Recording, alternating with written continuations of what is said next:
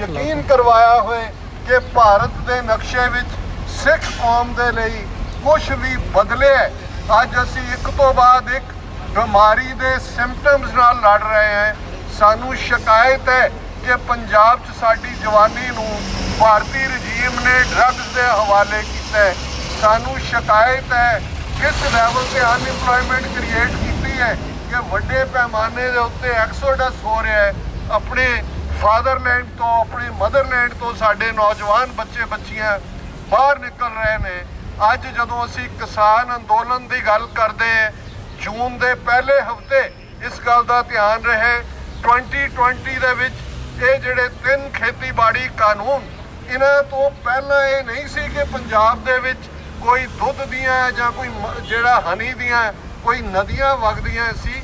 ਇਹ ਜਿਹੜੀ economical genocide ਦੀ ਨੀਤੀ ਜਿਹੜੀ ਇੱਕਦਮ 15 ਅਗਸਤ 1947 ਤੋਂ ਬਾਅਦ ਜਦੋਂ ਸਿੱਖ ਕੌਮ ਨੂੰ ਕ੍ਰਿਮੀਨਲ ਟ੍ਰਾਈਬ ਐਲਾਨਿਆ ਗਿਆ ਸ਼ੁਰੂ ਹੋਈ, ਉਸ ਦੀ ਲਗਾਤਾਰ ਤੇ ਧਰਮ ਯੁੱਧ ਮੋਰਚੇ ਦੀਆਂ ਪ੍ਰਮੁੱਖ ਮੰਗਾਂ 'ਚੋਂ ਇੱਕ ਮੰਗ ਪੰਜਾਬ ਦੇ ਪਾਣੀਆਂ ਦੇ ਉੱਤੇ ਸਾਡੇ ਕੰਟਰੋਲ ਦੀ ਗੱਲ ਸੀ, ਕਿਉਂਕਿ ਰੀਆਰਗੇਨਾਈਜੇਸ਼ਨ ਆਫ ਪੰਜਾਬ ਐਕਟ ਦੇ ਥੱਲੇ ਆਰਟੀਕਲ 78, 79, 80 ਦੇ ਥੱਲੇ ਪਾਣੀਆਂ ਦਾ ਕੰਟਰੋਲ ਸੈਂਟਰ ਨੇ ਭਾਖੜਾ ਬਿਆਸ ਮੈਨੇਜਮੈਂਟ ਬੋਰਡ ਬਣਾ ਕੇ ਆਪਣੇ ਕੋਲ ਲਿਆ। ਇਕਨੋਮਿਕਲ ਜੈਨੋਸਾਈਡ ਵੀ ਚੱਲ ਰਿਹਾ ਹੈ ਔਰ ਇਹ ਕਿਸਾਨ ਕਾਨੂੰਨ ਉਸ ਇਕਨੋਮਿਕਲ ਜੈਨੋਸਾਈਡ ਦਾ ਅਖੀਰਲਾ ਸਟੈਪ ਹੈ, ਕਿਉਂਕਿ 85% ਤੋਂ ਜ਼ਿਆਦਾ ਸਿੱਖ ਕਿਸਾਨ, ਉਹਨਾਂ ਕੋਲ 5 ਏਕੜ ਤੋਂ ਵੀ ਘੱਟ ਜ਼ਮੀਨ ਹੈ। ਅੱਜ ਅੰਬਾਨੀ, ਅਡਾਨੀ, ਪਤੰਜਲੀ ਉਹਨਾਂ ਨੂੰ ਹੀ ਸਭ ਕੁਝ ਦੇ ਦਿੱਤਾ ਗਿਆ। ਹੁਣ ਤਾਂ ਜੋ ਕੋਵਿਡ-19 ਦੇ ਚਲਦਿਆਂ ਹਾਲ ਹੈ, ਕਿਸੇ ਕਾਰਟੂਨਿਸਟ ਨੇ ਉੱਥੇ ਕਾਰਟੂਨ ਬਣਾਇਆ ਕਿ ਅੰਬਾਨੀ, ਅਡਾਨੀ ਖੜੇ ਨੇ ਮੋਦੀ ਦੇ ਸਾਹਮਣੇ और वो उन्होंने कह रहे हैं कि अरे भाई शमशान घाट और कब्रिस्तानों का ठेका भी ले लो, अब तो लोगों के लिए यहाँ भी जगह नहीं बची है। सो भारत का हर पक्ष सिख कौम नू रिलीजियसली, इकनोमिकली, सोशली, जात पात का पखंड खड़ा करके सानू डिस्ट्रॉय करन दा है और साडे लई ये समझना बड़ा जरूरी है। एक गल दा ध्यान रहे कि जिथे पंथ पहले दिन तो ਜਿਹੜਾ ਸਾਨੂੰ ਕ੍ਰਿਮੀਨਲ ਟ੍ਰਾਈਬ ਬਣਾ ਕੇ ਇਹਨਾਂ ਦੇ ਨਿਸ਼ਾਨੇ ਤੇ ਰਿਹਾ।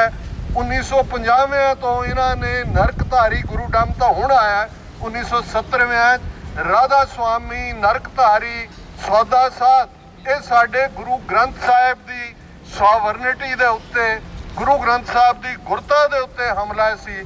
ਔਰ ਅੱਜ ਕੱਲ ਤੁਸੀਂ ਦੇਖੋ ਪੰਜਾਬ ਵਿਚਲੀ ਸਿੱਖ ਕੌਮ ਦਾ ਇੱਕ ਹਿੱਸਾ ਕਿਸਾਨੀ ਅੰਦੋਲਨ 'ਚ ਉਲਝਿਆ ਹੋਇਆ ਹੈ। दूसरा 2015 ਦੇ ਵਿੱਚ ਜੋ ਘਟਨਾਕ੍ਰਮ ਗੁਰੂ ਗ੍ਰੰਥ ਸਾਹਿਬ ਦੀ ਬੇਅਦਬੀ ਨੂੰ ਲੈ ਕੇ ਹੋਇਆ, ਬੁਰਜ ਜਵਾਹਰ ਸਿੰਘ ਵਾਲਾ 'ਚੋਂ ਗੁਰੂ ਗ੍ਰੰਥ ਸਾਹਿਬ ਦੇ ਸਰੂਪ ਗਾਇਬ ਕਰ ਦਿੱਤੇ ਜਾਂਦੇ ਨੇ। ਬਰਗਾੜੀ ਦੀਆਂ ਗਲੀਆਂ ਦੇ ਵਿੱਚ ਗੁਰੂ ਗ੍ਰੰਥ ਸਾਹਿਬ ਦੇ ਪਵਿੱਤਰ ਅੰਗ ਬੇਅਦਬ ਕੀਤੇ ਜਾਂਦੇ ਨੇ। ਬਹਿਬਲ ਕਲਾ, ਕੋਟ ਕਪੂਰਾ 'ਚ ਹਜ਼ਾਰਾਂ ਸਿੱਖ ਪੀਸਫੁਲੀ ਪ੍ਰੋਟੈਸਟ ਕਰਦੇ ਨੇ, ਉਹਨਾਂ ਤੇ ਗੋਲੀਆਂ ਵਰਾਈਆਂ ਜਾਂਦੀਆਂ, ਸਿੰਘ ਸ਼ਹੀਦ ਹੁੰਦੇ ਨੇ, ਜ਼ਖਮੀ ਹੁੰਦੇ ਨੇ। 5 ਸਾਲ ਉਹੀ ਗੇਮ ਖੇਡੀ ਗਈ ਜੋ ਨਵੰਬਰ 84 ਦੀ ਨਸਲਕੁਸ਼ੀ ਨੂੰ ਲੈ ਕੇ ਪਿਛਲੇ 37 ਸਾਲ ਤੋਂ ਖੇਡੀ ਜਾ ਰਹੀ ਹੈ। ਇੱਕ ਅਦਾਲਤ, ਦੂਜੀ ਅਦਾਲਤ, ਇੱਕ ਟੀਮ, ਦੂਜੀ ਟੀਮ। ਔਰ ਅਸੀਂ ਦੇਖਿਆ ਕਿ ਫਾਈਨਲ ਜਿਹੜੀ ਕਿਹਾ ਗਿਆ ਕਿ ਜੀ ਅਸੀਂ ਸਿੱਟ ਬਣਾਈ ਹੈ, ਉਹਦੀ ਰਿਪੋਰਟ ਨੂੰ ਹਾਈ ਕੋਰਟ ਨੇ ਕਿਵੇਂ ਥਰੋ ਆਊਟ ਕੀਤਾ। ਔਰ ਇਹਦੇ ਬਾਵਜੂਦ ਕਿ ਸਾਰੇ ਹੀ ਰਲੇ ਹੋਏ ਨੇ, ਉਹ ਅਮਰਿੰਦਰ ਹੋਏ, ਉਹ ਬਾਦਲ ਹੋਏ, ਉਹ ਨਵਜੀਤ ਸਿੱਧੂ ਹੋਏ, ਕੱਲ ਨੂੰ ਕੋਈ ਹੋਰ ਆ ਜਾਏ, ਇਹ ਸਾਰੇ ਹੀ ਜਿਹੜੇ ਰਾਹ ਦੀਆਂ ABC ਟੀਮਾਂ ਨੇ। ਅੱਜ ਅਸੀਂ 5 ਸਾਲ ਬੀਤਣ ਬਾਅਦ ਵੀ ਆਪਣੇ ਇਸ਼ਟ ਗੁਰੂ ਗ੍ਰੰਥ ਸਾਹਿਬ ਦੀ ਬੇਅਦਬੀ ਕਰਨ ਵਾਲਿਆਂ ਨੂੰ ਸਜ਼ਾ ਯਾਫਤਾ ਨਹੀਂ ਕਰ ਸਕੇ। 37 ਸਾਲ ਬੀਤਣ ਬਾਅਦ ਨਵੰਬਰ 84 ਦੀ ਨਸਲਕੁਸ਼ੀ ਕਰਨ ਵਾਲੇ ਉਵੇਂ ਹੀ ਬਾਹਰ ਦੰਦ ਫਿਰਦੇ ਨੇ।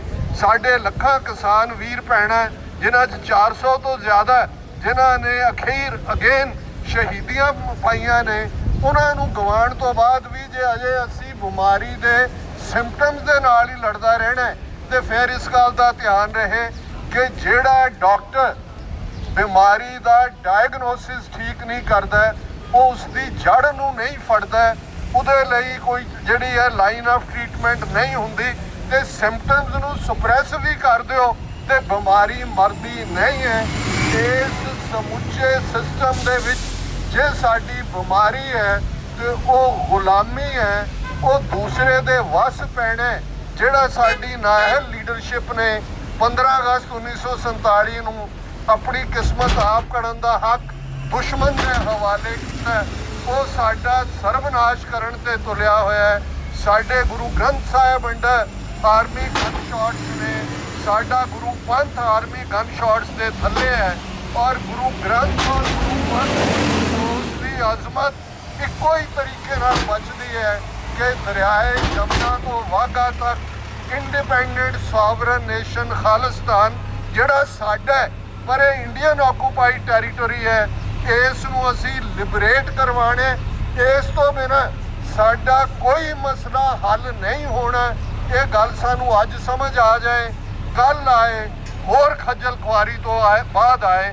ਔਰ ਮੈਂ 5 ਨਾਅਰੇ ਇਹ ਚਾਹਾਂਗਾ ਕਿ ਅੱਜ ਜਦੋਂ ਅਸੀਂ ਇਸ ਇੰਡੀਅਨ ਐਮਬੈਸੀ, ਇੰਡੀਅਨ ਕੌਂਸੂਲੇਟ ਦੇ ਬਾਹਰ ਖੜੇ ਹਾਂ, ਇਹਨਾਂ ਨੂੰ ਮੈਸੇਜ ਦੇਣ ਦੇ ਲਈ, ਇਹਨਾਂ ਦੇ ਚੋਰ ਬਟੇਰਿਆਂ ਵਾਂਗ ਨਿਕਲਦੇ ਨੇ, ਕੈਮਰਿਆਂ ਦੇ ਵਿੱਚ ਸਾਡੀਆਂ ਸ਼ਕਲਾਂ ਬੰਦ ਕਰਦੇ ਨੇ, ਇੰਨੀ ਹਿੰਮਤ ਨਹੀਂ ਹੈ ਕਿ ਇਹ ਫੇਸ ਕਰ ਸਕਣ।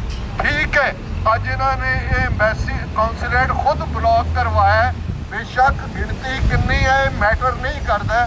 ਬਾਬਾ ਬੂਟਾ ਸਿੰਘ, ਬਾਬਾ ਗਰਜਾ ਸਿੰਘ ਦੀ ਸਪਿਰਿਟ ਹਮੇਸ਼ਾ ਸਾਨੂੰ ਚਲਦਿਆਂ ਰੱਖੇਗੀ, ਪਰ ਇਹਦੇ ਬਾਵਜੂਦ, ਮੀਂਹ ਪੈਂਦਿਆਂ ਦੇ ਬਾਵਜੂਦ ਵੱਡੀ ਗਿਣਤੀ ਦੇ ਵਿੱਚ ਸਿੰਘ ਚਾਰ ਚਫੇਰਿਓਂ ਨਿਊਯਾਰਕ, ਨਿਊ ਜਰਸੀ, ਅੱਜ ਵਾਸ਼ਿੰਗਟਨ DC ਦੇ ਵਿੱਚ ਵੀ ਜਿਹੜਾ ਇਹ ਖਾਲਿਸਤਾਨ ਦੇ ਝੰਡੇ ਲਹਿਰਾਏ ਜਾ ਰਹੇ ਨੇ, ਸੈਨ ਫਰਾਂਸਿਸਕੋ ਦੇ ਵਿੱਚ ਵੀ ਨੇ, ਪੈਨਸਿਲਵੇਨੀਆ ਤੋਂ ਵੀ ਸਾਡੇ ਵੀਰ ਪਹੁੰਚੇ ਨੇ।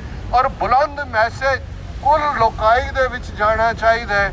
ਅਕਾਲ ਤਖਤ ਤੋਂ ਆਈ ਆਵਾਜ਼, ਖਾਲਿਸਤਾਨ ਖਾਲਿਸਤਾਨ, ਅਕਾਲ ਤਖਤ ਤੋਂ ਆਈ ਆਵਾਜ਼, ਖਾਲਿਸਤਾਨ ਖਾਲਿਸਤਾਨ, ਅਕਾਲ ਤਖਤ ਤੋਂ ਆਈ ਆਵਾਜ਼, ਖਾਲਿਸਤਾਨ ਖਾਲਿਸਤਾਨ, ਅਕਾਲ ਤਖਤ ਤੋਂ ਆਈ ਆਵਾਜ਼, ਖਾਲਿਸਤਾਨ ਖਾਲਿਸਤਾਨ, ਅਕਾਲ ਤਖਤ ਤੋਂ ਆਈ ਆਵਾਜ਼। ਖਾਲਿਸਤਾਨ ਖਾਲਿਸਤਾਨ। ਵਾਹਿਗੁਰੂ ਜੀ ਕਾ ਖਾਲਸਾ, ਵਾਹਿਗੁਰੂ ਜੀ ਕੀ ਫਤਿਹ।